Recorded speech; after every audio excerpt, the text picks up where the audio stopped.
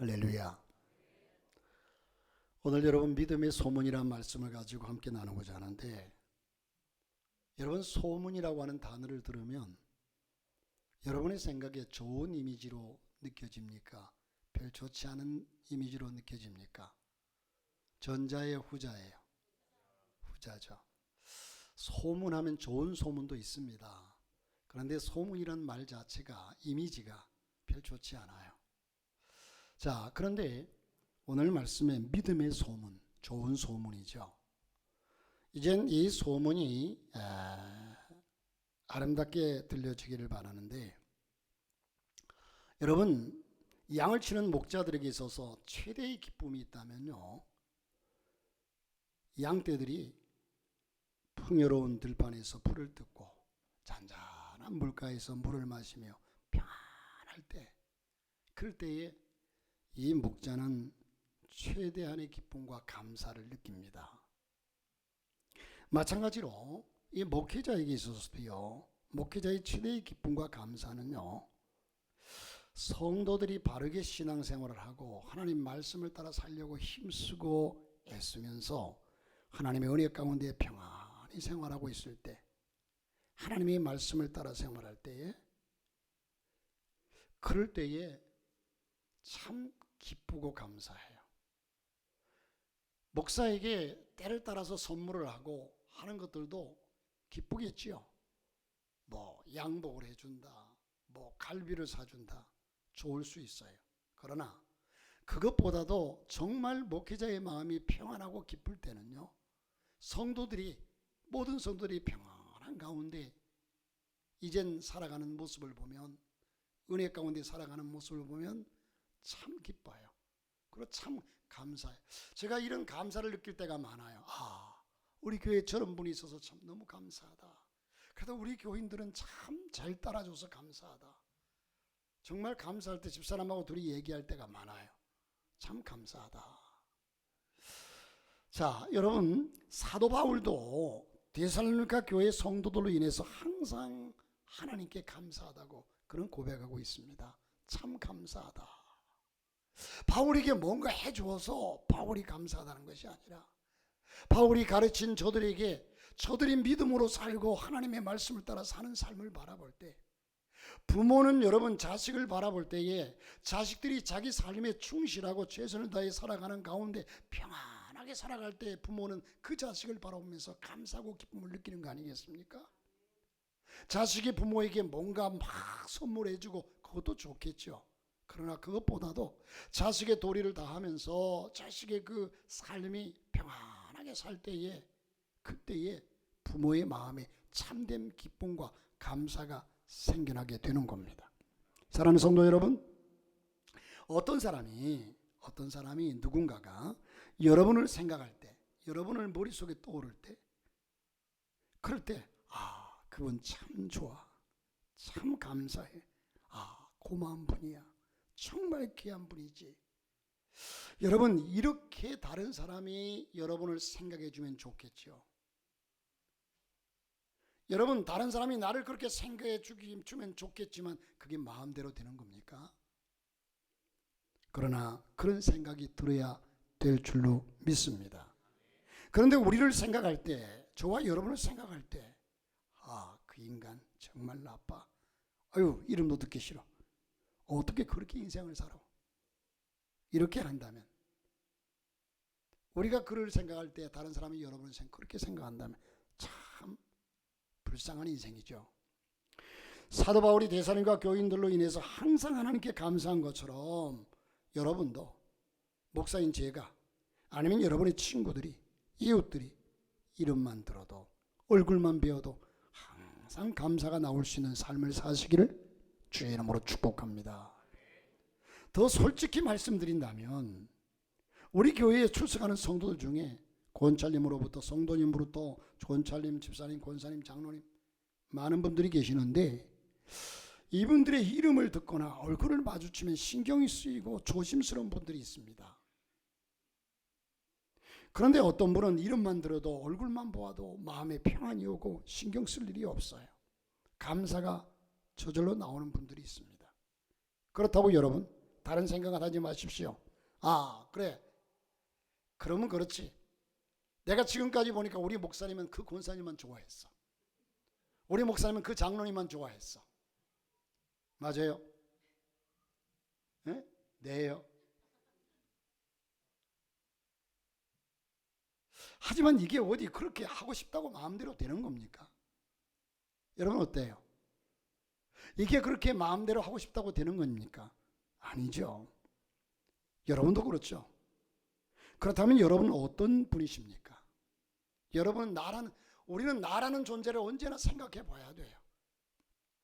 우리는 어떤 존재인가? 데살로니가 교회 성도들은 얼마나 잘했으면 바울이 생각할 때마다 항상 하나님께 감사하다. 마음이 너무 감사해서 저 하나님 감사해요. 감사해요. 데살로니가 교인들은 어떻게 했길래 목회자의 감사 대상이 되었을까?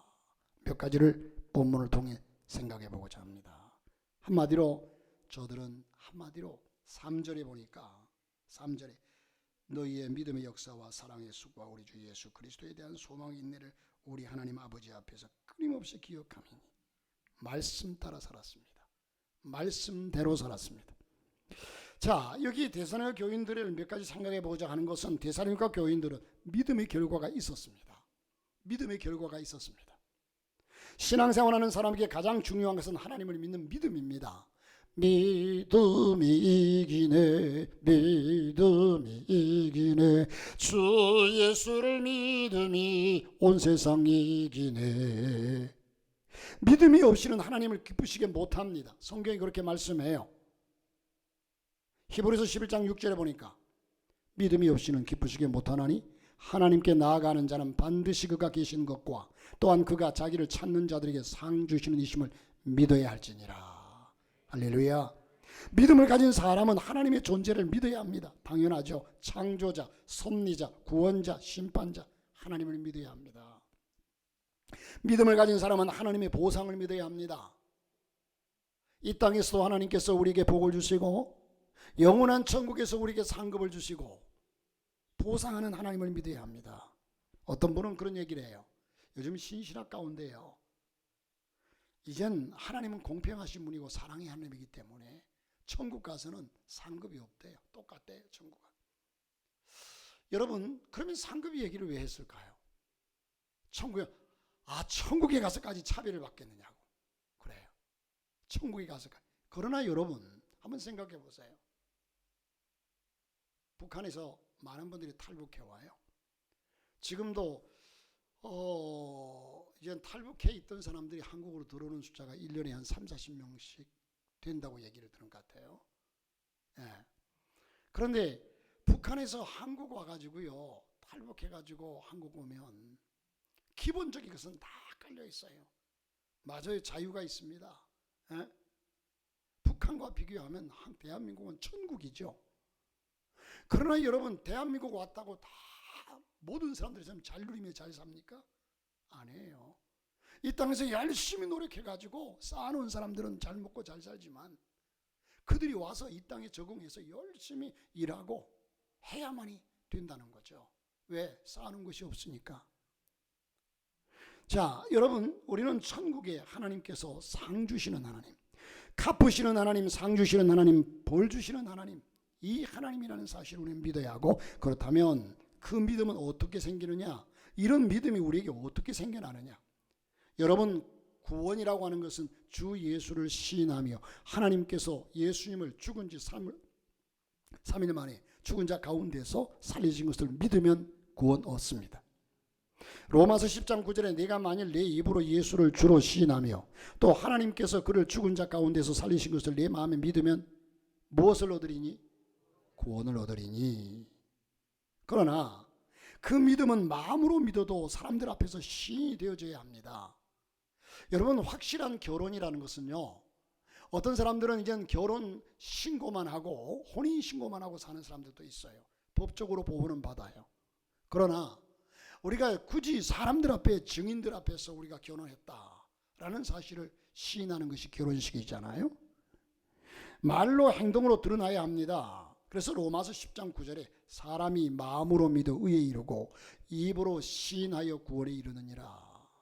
우리 입으로 온전히 시인할 때 온전한 구원이 이루어진다. 그러나 예수님을 듣지 못하면 예수로 통해서 구원을 얻는데 그 예수에 대해서 얘기를 듣지 못하면 어찌 믿으며 믿지 않으면 어찌 부르겠느냐. 로마서 10장 14절에 그런즉 저희가 믿지 아니하는 일을 어찌 부르리요 듣지도 못한 일을 어찌 믿으리요 전파하는 자가 없이 어찌 들으리요 그랬습니다.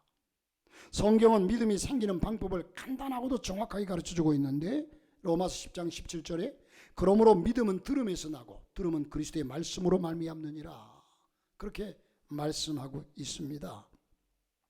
믿음은 들음에서 생깁니다. 하나님의 말씀을 계속 들음으로. 여러분 이 하나님의 말씀은요, 하나님 성경의 하나님 말씀에 대해서 말씀하는 말씀이 하나님의 말씀, 이 성경의 말씀은 하나님의 말씀은 살았고 운동력이 있어 좌우의 날이 선 검보다도 예리하다고 그랬어요. 하나님 말씀은 살아있는 말씀이에요. 세상의 소설이나 그 어떤 유명한 베스트셀러의 책보다도 그런 책과 비유, 그것은 생명력이 없어요. 그러나 하나님의 말씀은 곧 하나님이세요. 하나님이 말씀해 놓은 곧 하나님이십니다. 이 말씀은 살아있어요.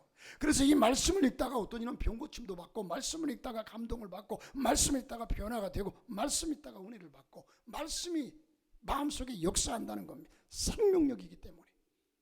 믿음은 들으면서 생기는데, 그러므로 성도들은 하나님 말씀이 담긴 성경을 읽어야 합니다.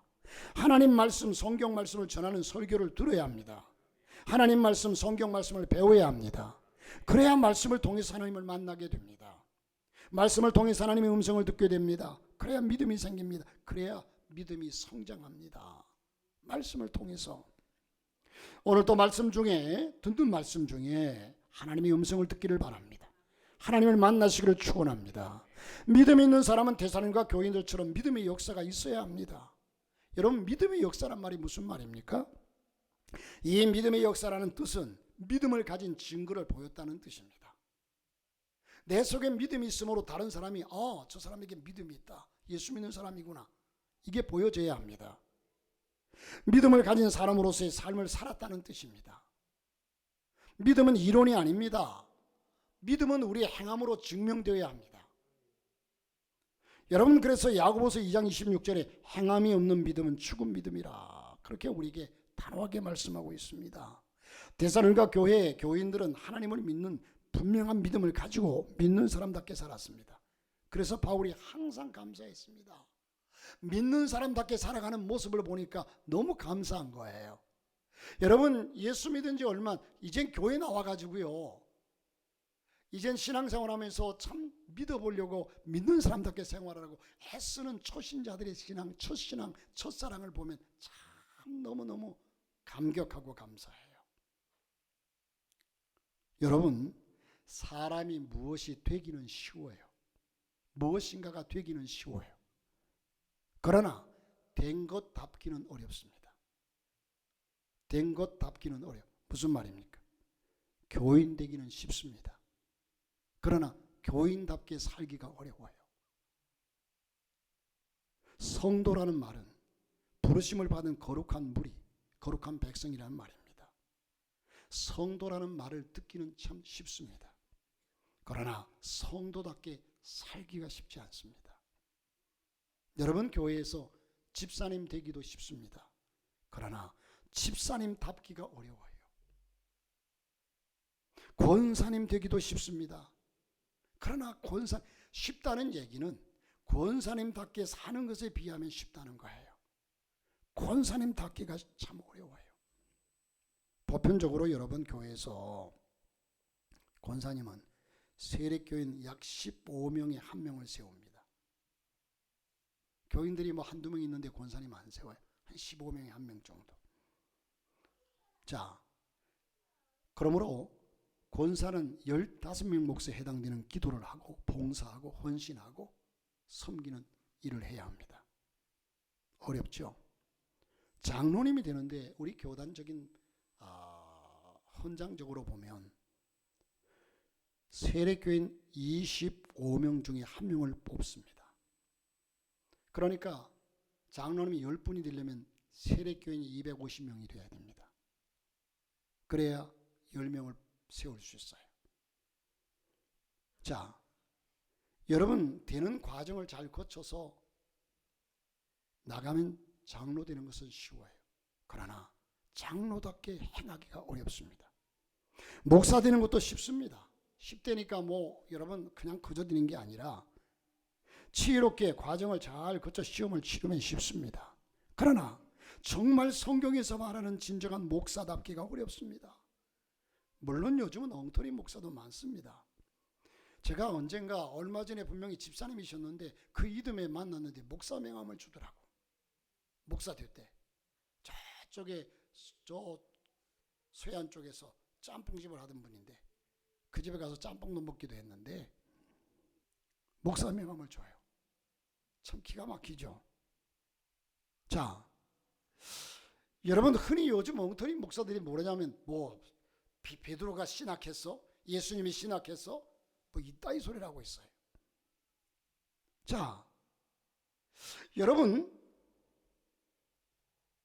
우리가 속한 이제는 말이 나왔으니 말입니다만 우리 교단에서는요 목사가 되는 과정이 제대로 신학 4년 공부해야죠. 대학원 3년 공부해야죠.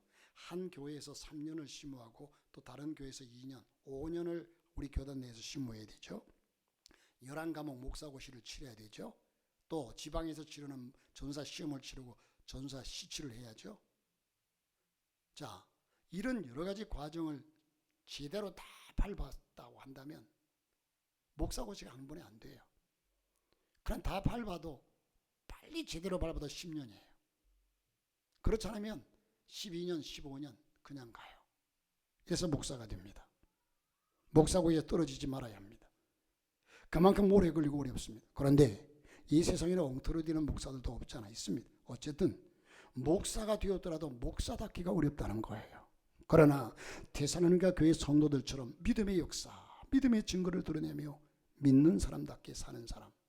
사도 바울이 저는 마음에 걸리는 것이 사도 바울이 뭐라고 얘기했죠? 내가 그리스도를 본받은 자 된 것처럼 너희는 나를 본받으라. 이게 진정한 목사란 말이에요. 그런데 솔직히 말해서 저는 여러분 나를 본받으십시오. 그렇게 자신 있게 말할 수가 없어요. 내가 완벽하게 여러분 나를 본받으라. 내가 그리스도를 본받은 자 된 것처럼 너희는 나를 본받으라. 이게 목사다운 목사거든요. 자, 어쨌든 되기는 쉽지만 그렇게 살기가 쉽지 않은 겁니다. 그런데 데살로니가 교회들은 그렇게 살았어요. 데살로니가 교회 성도들은 믿음을 가진 사람이었는데 그 믿음으로 사랑의 수고를 감당한 사람들입니다. 사랑의 수고를 감당했어요. 우리는 사랑이란 말을 많이 하고 사랑이란 말을 참 듣기도 많이 합니다. 사랑 누가 말했나? 사랑은 눈물의 씨앗이라고 했나? 사랑이 대간절 뭡니까? 그러나 참된 사랑이 아닌 것들이 너무 많아서 참된 사랑을 발견하기 어려운 세상이 되었습니다. 참된 사랑은 세상적인 기준으로 참기가 어렵습니다. 세상적 기준의 사랑은 얼마나 일방적입니까? 자기 기준의 사랑입니다. 언제나 기준이 자기 자신이에요? 이기적인 사랑입니다. 교회에 출석하며 신앙생활하는 사람들 가운데도 하나님을 사랑한다, 교회를 사랑한다, 목사님을 사랑한다 말을 앞세워서 무례하고 교만하고 자기 고집 부리고 큰소리치고 목회자와 성도들에게 믿음의 형제들에게 가슴 아픔을 주고 상처를 주는 사람들이 많습니다. 그것은 사랑이 아닙니다. 사랑이 아닙니다. 우리 여기 원종철 장로님이 지난 주간인가요? 장례를 치렀는데 동생분 아드님이 그래 조카죠. 결혼 그 사진도 다 찍고 결혼하기 전에 다 사진들 찍잖아요. 찍고 10월 달에 결혼한다고 그래요. 그런데 갑자기 심장마비로 돌아가셨어요. 여러분 그 소식을 듣는 저도 충격이었어요. 그런데 원주현 목사님이 며칠 전에 만나가지고 얘기를 하는데 작은아버지가 장례식 동안에도 몇 번을 쓰러졌대요. 그 부인 될 사람이죠. 찍은 사진, 같이 둘이 찍은 사진, 웨딩드레스 입고 찍은 사진을 그 관 속에 다 넣더래요. 관을 붙잡고 울면서. 여러분 여기 있어서 지금도 그 아버지가 우리가 생각해도 마음이 좀 아프죠. 그러나 우리가 생각하는 것은 참 안타깝다라는 정도지만 그 아버지는 그 장례식대기에 가 쓰러지고 어쩔 줄을 몰라고 지금도 밤이면 장로님에게 전화해가지고 운대요. 이게 무엇 때문에 그렇습니까? 사랑입니다. 자식을 향한 사랑이에요. 사랑은 이런 거예요. 말로 형용할 수 없어요. 그런데 우리는 그 사람 아버지와의 관계가 아니니 우리는 참 안타깝다, 안 됐다 이거고 또 이 얘기 지나가면 잊어버려요. 우리가 그를 사랑합니까? 아니잖아요. 자, 사랑하는 성도 여러분, 사랑은 고린도전서 13장 4절에 7절. 그래서 우리는 진정한 사랑을 소유해야 진정한 그리스도인이란 말이에요. 고린도전서 13장이 사랑장입니다. 이 사랑에 대해서 열거하기를 뭐라고 얘기했냐면 결론적으로 사랑은 오래 참고 끝까지 견디느니라 그랬어요. 이 두 가지로 결론 짓고 있어요. 여러 가지 말이 많이 열거되어 있지만 따라서 사랑은 참고 견디는 겁니다. 많은 사람들이 끝까지 견디지 않기 때문에 싸우는 겁니다. 싸우는 거예요. 그러면 오늘 본문 말씀처럼 사랑에는 수고가 있어야 합니다. 여러분, 수고 없는 사랑, 희생 없는 사랑, 나눔 없는 사랑, 드림 없는 사랑, 그런 사랑이 세상에 존재합니까? 절대로 존재할 수가 없어요. 사랑이란 다른 말로 헌신입니다. 사랑이란 다른 말로 드림이고 희생이고 나눔입니다. 그런 사람이 있다고 말하는 사람이 있다면 이 모든 것이 있다고 말하는 사람이 그가 하는 사랑, 진정한 사랑이겠죠. 그러나 이 희생과 헌신이 없는 사랑은 진정한 사랑이 아니고 거짓말입니다. 수고와 부담과 손해와 희생과 나눔과 드림, 이 없는 것은 아무리 천사의 말로 포장한다 해도 사랑이 아닙니다. 사랑하는 성도 여러분, 그러면 우리가 실제적으로 보십시다. 하나님을 사랑하십니까? 하나님을 사랑하십니까? 그렇다면 하나님을 위해서 무슨 수고를 여러분 하셨습니까? 내가 하나님을 믿는 순간부터 지금까지 하나님을 위해서 어떤 수고를 하셨습니까? 무엇을 들이셨습니까? 어떤 희생을 했습니까? 저는 이 말씀을 생각하면서 여러분에게 드리고 싶은 말씀은요, 하나님께 드리면 부담적으로 드려야 돼요. 이거 부담스럽게 드리라는 얘기는요, 부담을 가지고 드려야 돼요. 부담 없이 그냥 있는 거, 이거 있어도 그만 없어도 그만, 이런 거 드리는 게 이게 헌신 아니에요. 내가 최선을 다한 부담을 느끼면서 이렇게까지 드린 것이 진정한 거죠. 여러분, 교회를 사랑합니까? 교회를 위해서 무슨 수고를 하셨습니까? 무슨 짐을 나눠주셨습니까? 무슨 손해를 보셨나요? 시간을, 물질을 얼마나 투자하셨습니까? 여러분이 자식을 사랑합니까? 예, 그렇습니다. 자식 사랑합니다. 얘기한다면, 뭘 했느냐고 한다면 여러분은 자식을 위해서 행한 일들이 수없이 많을 거예요. 왜? 정말로 사랑했기 때문에. 이 아이를 낳을 때 병원을 긴급하게 쫓아다니면서 이 어린아이를 낳으려고 10달 동안 뱃속에 있을 때 이 아이가 아파가지고 문제가 있을 때 가슴 졸이면서 눈물로 기도하고, 이 아이가 자라나면서 감기에 걸리고 열이 나면 병원 12시 1시쪽을 쫓아가가지고 이 아이를 위해서 치료해줬고, 물질도 희생했고, 부모로서 자식, 이것이 사랑의 증거 아니겠습니까? 이게 사랑 아니겠습니까? 여러분, 가족을 사랑합니까? 부모와 자녀, 이 부부와 부모와 자녀, 가족을 위해서 어떤 수고와 희생을 하시나요? 부담스럽고 짜증나십니까? 그것을 감당하는 것이 사랑입니다. 목회자 사랑, 이웃 사랑, 가족 사랑, 교회에서나 가정에서나 말만 잘하는 것, 권위만 내세우는 것, 자기 주장만 하는 것, 그것은 사랑이 아닙니다. 참된 사랑은 수고할 때 그 진가가 드러나는 겁니다.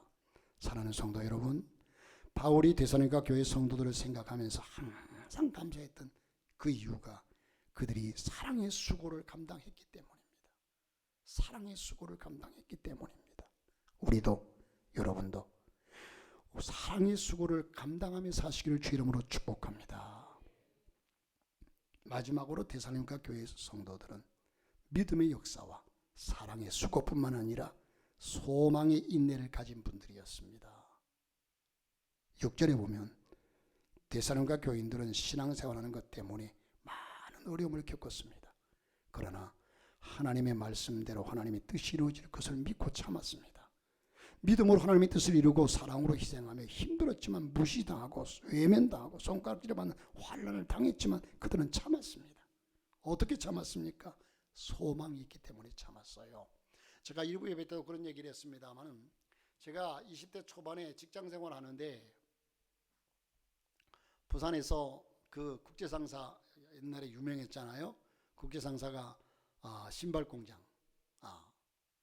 그런데 그 이제 국제상사 그 예비군 훈련장이 있어요. 그 옆에 인동공업사라고 하는 그 제가 선반을 옛날에 했어요. 쇠를 깎는 선반. 근데 거기서 있는데 그때 당시만 해도 회사들이 대기업 아니면 주일날 쉬질 않았어요. 첫 주, 셋째 주만 쉬었어요. 그럼 둘째 주, 넷째 주는 당연히 출근해야 돼요.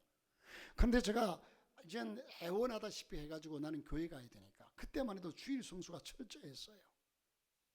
주일 성수 철저히 해야 된다는 것이 원칙적인 신앙생활이었어요. 또 교사도 했고 여러 가지 개척교회 살 일이 많았기 때문에, 그래서 과장님한테 부탁하고 사정하고 그래서 이젠 주일날 빠져서 매주마다 나와서 예배 드리는데, 그런데 둘째 주, 넷째 주가 되면요, 토요일날 한 직원이 50명쯤 됐는데 모여놓고 그 과장님이 이렇게 얘기를 해요. 내일 주일날, 내일 일요일날 진상만 외에는 결근한 자는 다 해고다. 그렇게 얘기를 해요. 여러분, 사람들이 나를 좋아할까요, 싫어할까요? 너는 뭔데? 쉬는 시간에 만나면 너는 뭔데? 그런데 지금도 환하게 기억나는 어떤 선배가 하나 있었어요. 나이도 저보다 훨씬 위였는데 그분이 직장 선배죠. 날 보고 그래요. 그 점심 먹고 나면 연명장이 옆에 그늘에 앉아가지고 좌담도 하고 얘기도 하는데, 야 진상만, 너 예수 믿으려면야 내 주먹을 믿어야. 그러면서 주먹을 내밀면 내 주먹을 믿으래. 그때 얼마나 속이 상한지. 그러나 말도 못하고, 그래, 언젠가는 주님이 오실 것이고 언젠가는 하나님 앞에 갈 것이다. 그때 저는 확신 있게 제 자신, 지금도 당당하게 얘기해요. 그때 자신 있었던 것은 천국 가서 보자. 천국 가서 보자. 왜? 나는 천국에 있는 걸 알기 때문에. 그 모든 것을 당하면서도, 업신여김을 당하면서도 천국의 소망을 가지고, 분명히 그날이 오기 때문에, 그날이 분명히 와서 저들이 내가 일부러 망신을 주려기보다도 망신당할 날이 온다는 거 참고 견디면 그날이 옵니다. 할렐루야. 참았습니다. 소망이 있기 때문에 참았습니다. 천국의 소망, 하나님 말씀대로 이루어질 소망 때문에 참았습니다. 7절 말씀에 보니까 데살로니가 교회 성도들의 믿음은 모든 믿는 자의 본이 되었다고 했습니다. 8절에 보니까 각 처에 데살로니가 교회 성도들의 믿음의 소문이 퍼져나갔습니다. 믿음의 소문이 퍼져나갔어요. 천국의 소망으로 사는 오산교회 성도들은 믿음의 본이 되어야 합니다. 특별히 교회 중직자들은요, 더 본이 되어야 합니다. 내가 오늘 이 말씀을 통해서 여러분이 부탁하고 있으면요, 중직자들 여러분, 항전직 여러분, 왜 수요일날 빠지십니까? 직장 때문에요. 이해합니다. 나올 수 있는 시간이 있는 분들이 왜 빠지십니까? 중직 자격이 없어요. 금요 기도회는 왜 빠집니까?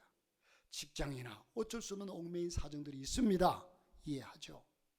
그러나 누가 봐도 내 신앙 양심상도 나올 수 있는 상황 속에서 집에 앉아 있다면 그건 하나님께서 용납하지 않을 거예요. 기도해야 합니다.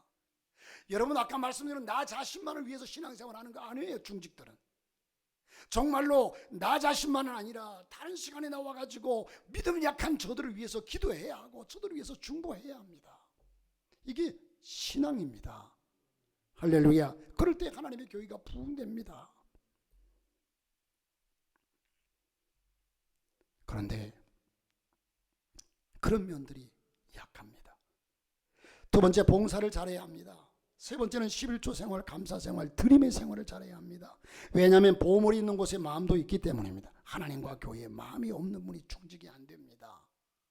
여러분, 어제 선교사님하고 둘이서 집사람하고 셋이서 식당에 앉아서 한참 이런 얘기 저런 얘기했는데, 필리핀 사람들은 뭘 시키면 시키는 건 잘한대요. 그런데 스스로 앞장서서 하는 법이 없대요. 그러면서 참 답답해 하더라고요. 그래서 선교사님, 필리핀 사람만 아니라 우리도 그렇습니다. 우리도 필리핀 사람들만 모였는지 시키면 잘해요. 그런데 스스로 나서서 하는 것이 별로 없어요. 그래, 그 문제가 뭘까? 주인의식이에요. 주인의식. 선교사님, 교회에서 선교사님 눈에는 이것도 해야 되고 저것도 다 눈에 보이죠? 아, 그럼요. 제 눈에도요, 교회 오면요, 풀도 뽑는 게, 풀도 뽑아야 될 게 보이고, 저것도 보이고, 이것도 보이고, 뭣도 보이는데, 교인들 눈에는 안 보여요. 안 보여요. 교인들이 게을러서 나빠서가 안 해요. 주인의식이 없어요. 목회도요, 솔직한 얘기가요, 내가 개척한 교회와 부임해 온 교회는 천지차예요. 개척한 교회는 모든 게 다 눈에 보여요. 이게 고장난 삐그덕거리면 가가지고 거기서 이게 다 보여요. 그걸 기억해뒀다가, 여러분 지난주에 우리가 저기 장로님들하고 몇 분들 저기 그 난간 4층 5층 올라다니는 난간이 아이들이 막 다 타고 내려오더니까 그게 다 부러지고 그래서 다 손질했잖아요. 손질해서 제가 그 뒤에 몇 번을 또 흔들어 봤어요. 왜? 손질해놨어요. 근데 밑에 바닥에 이게 좀 떴더라고 하나가. 그러니까 흔들려요. 그래서 그걸 기억해뒀다가 전날 못하고 둘째 날 와가지고 또 받침대를 놓고 거기다 실리콘을 싸고 해서 이게 눈에 보인다는 거예요. 여러분 정말로 진정으로 관심을 가지면요, 그것들이 눈에 보여야 돼요. 이게 진정한, 여러분 자식을 키울 때 자식의 부족한 모든 부분들이, 부모가 해줘야 할 부분들이 눈에 다 띄잖아요. 이게 사랑의 증거입니다. 할렐루야. 자, 그리고 이 외의 것은요, 성품입니다. 뭐니 해도요, 성품이 좋아야 합니다. 그리고 부부가 한마음이 되어야 신앙생활하는 데 도움이 되고 더 큰 일을 감당할 수가 있습니다. 하지만 우리가 교회에 출석하며 신앙생활하는 사람은 모두 모범이 되어야 하지만 완전한 사람은 없어요. 완전한 사람은 없습니다. 사람들이 모이는 곳에는 반드시 문제가 생깁니다. 어느 교회든지 모두 기계에서 찍어내듯이 완전하고 마음에 드는 사람만 모여있는 곳이 교회가 아닙니다. 어떤 교회에도 마음에 안 드는 사람이 꼭 있습니다. 사도행전 6장 1절부터 6절에 보면 예루살렘의 교회가 처음 생기던 시절에 사도들이 직접 교회를 지도하고 돌보던 그때에도 교회 안에 적지 않은 불화 사건이 있었습니다. 예수님께 직접 배운 제자들이 목회하던 초대교회들도 문제가 있었던 것처럼 오늘날 모든 교회도 크고 작은 문제들이 있습니다. 문제가 있다는 사실은 그 교회가 살아있다는 증거죠. 예수님의 제자들도 예수님이 가르친 제자들인데도 가룟 유다가 있었습니다. 문제없는 교회는 없습니다. 물론 우리 오산교도 예외가 아닙니다. 그렇기 때문에 문제 있는 교회에 좋지 않은 분들이 있겠죠. 그러나 거기에 좋은 일꾼들이 속속 나타나야 합니다. 그러나 분명히 알아야 할 것은 교회 집사, 권사, 장로님 계급이 아닙니다. 직분에 변하는 진급이나 승진이 아닙니다. 교회에서의 직분은 그렇습니다. 그것은 더 무거운 짐을 지는 겁니다. 교회에서 직분을 주는 이유는 희생하고 최선을 다해 일하라고 세우는 겁니다. 하늘의 미랄이 땅에 떨어져 썩지 아니하면 하늘 그대로 있고 썩으면 많은 열매를 맺는다. 딱딱하고 이기적인 자아를 깨뜨려야 돼요. 여러분, 이 깨뜨리는 것은 하나님의 은혜밖에 없어요. 제가 이번에 호박을 심으면서 느낀 게 있어요. 여러분, 호박을 심었는데 이게 싹이 안 나더라고요. 그래서 호박을 나타내는 그걸 물에다 탱탱 불렸어요. 불려가지고 미지근한 물에 불려가지고 이게 좀, 그렇지 않으면 여러분 호박씨를 말려놨기 때문에 딱딱하잖아요. 저 안에서 어떻게 그 잎사귀가 저것을 깨고 나올까? 물에다 불려가지고 그래가지고 이제 촉촉한 땅에다 심었어요. 물을 줬어요. 그리고 매일같이 물을 줬어요. 그러니까 여러분 생각해 보세요. 그 딱딱한 호박 껍데기가 이젠 그 미지근한 물에 적셔져 천천히 불어나고 땅속에 들어가 수분을 흡수하면서 계속 따뜻한 햇빛을 비치니까 이 땅 안에서 그 껍데기가 부드러워져요. 부드러워지니까 안에 생명체가 발하니까 껍데기가 터뜨려지지 않으면 생명체가 나올 수가 없어요. 나 자신의 교만함과 나 자신의 못된 자아가 깨어지지 아니하면 예수 그리스도의 사랑이 나타날 수가 없어요. 이 깨뜨려지는 과정이 미지근한 물과 따뜻한 것은 하나님의 은혜입니다. 주의 은혜가 내게 임함으로 말미암아 나라는 참으로 악한 존재가 점점 변화되고 새로워지고 겸손하게 되고 온하게 되는 겁니다. 하나님의 은혜를 안 받으니까 문제. 진정한 하나님의 은혜로 말미암아 나의 자아가 깨어져야 합니다. 못난 자아가 깨어지고 예수 그리스도로 변화가 되어야 한다는 거죠. 생명이 내 속에 들어왔으면 나라는 자신은 깨어지게 되어 있습니다. 변화되게 되어 있습니다. 자신이 겸손히 땅속으로 들어가려 하지 않고 자신이 썩으려 하지 않기 때문에 자신의 얼굴을 드러내는 일에 박수받고 인정받는 일에 고개를 세우려고 하기 때문에 열매를 맺지 못하는 겁니다. 교회에서 일꾼을 뽑고 일꾼을 세우는 것은요, 땅에 묻으라고, 파묻히라고, 드러내지 말라고, 썩으라고 주는 겁니다. 사랑하는 성도 여러분, 이제는 달라져야 합니다. 이제 구별된 삶을 살기 위해서 결단했다면, 천국 백성인 것을 감사한다면, 예수 믿고 구원받은 사람이라면 달라질 수 있기를 바랍니다. 구별된 삶을 살기로 결심하시기 바랍니다. 여러분, 우리는 이 땅에서요, 우리 그리스도인들만이라도 하나님의 말씀 안에 사로잡혀 살아간다면 이 땅은 천국이 될 겁니다. 그런데 데살로니가 교회처럼 좋은 소문이 나게 되어 있습니다. 좋은 소문이 안 나는 것은 죽지 않아서, 썩지 않아서입니다. 좋은 소문이 나면 교회는 부흥되게 되어 있습니다. 전도하자고 소리내고 전도하라고 써붙이지 않아도 칭찬 듣는 예수 믿는 사람들을 보고, 칭찬 듣는 예수 믿는 사람들이 전하는 소리를 듣고, 그래서 우리는 전도하기 전에 사람이 되어야 돼요. 진정한 그리스도인이 되어야 돼요. 그래야 우리가 전하는 메시지가 힘이 있죠. 날마다 동네에서 큰 소리치고 많은 사람들이 눈밖에 난 사람이 예수 믿는다고, 당신 예수 믿으라고 전도하면 너나 잘 믿으라고 그래요. 당연한 얘기 아니겠습니까? 우리는 칭찬 듣는 사람 되어서 사람들이 교회 오고 싶게 되고 예수 믿고 천국을 소망하며 하나님의 백성으로 살게 되는 겁니다. 여러분, 기왕 신앙생활 할 바에야 잘할 수 있기를 주 이름으로 축복합니다. 하나님을 향하는 믿음의 소문이 데살로니가 교회 성도들처럼 여러분의 가족에게, 이웃에게, 이 세상에 여러분의 믿음의 소문이 퍼져 가시기를 바랍니다. 믿음의 역사와 사랑의 수고와 소망의 인내를 드러내면서 바울이 데살로니가 교회와 성도들을 생각하면 항상 감사했던 것처럼 우리 오산교회에서 신앙생활하는 모든 성도들이 이름만 들어도 감사하고 얼굴만 떠올라도 기분이 좋아지는 믿음의 성도들, 믿음의 공동체가 될 수 있기를 주님의 이름으로 축복합니다. 거룩하신 하나님, 오늘 믿음의 소문에 대해서 함께 나누었습니다. 원하옵기는 주님, 우리가 믿음으로 하나님 앞에 변화되고, 그러므로 하나님의 영원한 천국을 소망하면서 인내하며 이 땅에 승리하는 삶을 살게 도와주옵소서. 그러한 공동체, 그러한 교회 되게 하옵소서. 예수님 이름으로 축복하며 기도하옵나이다.